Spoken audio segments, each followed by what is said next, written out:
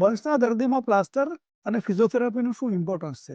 સૌપ્રથમ તો બર્ન્સના દર્દીમાં જે રૂઝ આવવાની પ્રક્રિયા છે એને સમજીએ કે બર્ન્સના દર્દીમાં જે સ્કિન બર્ન્સ થાય છે, ખાસ કરીને જોઈન્ટ ઉપર, તો એ બર્ન્સ થયેલી સ્કિન જ્યારે રૂઝ આવે છે ત્યારે પોતાની ઓરિજિનલ ઇલાસ્ટિસિટી ગુમાવે છે.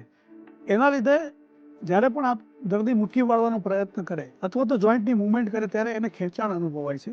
અને જો બર્ન્સની ઈજા વધારે ઊંડી હોય અને વધારે વ્યાપક હોય તો દર્દી મુઠ્ઠી વાળી શકતો નથી. આવી પરિસ્થિતિમાં જો પહેલેથી દર્દીના હાથને અને એના જોઈન્ટ્સને પ્રોપર ફંક્શનલ પોઝિશનમાં પ્લાસ્ટર દ્વારા ફિક્સ ન કરીએ તો એનો હાથ નોન ફંક્શનલ પોઝિશનમાં જતો રહે છે આ રીતે.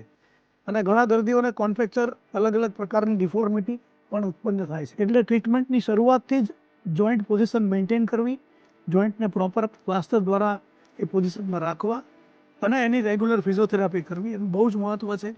પ્લાસ્ટિક સર્જરી કર્યા પછી પણ આ વસ્તુનું મહત્ત્વ આટલું જ રહે છે અને લાંબા ગાળા સુધી બર્ન્સના દર્દીનું ફોલોઅપ કરવામાં પ્લાસ્ટર અને ફિઝિયોથેરાપીનો બહુ જ ઉપયોગ છે.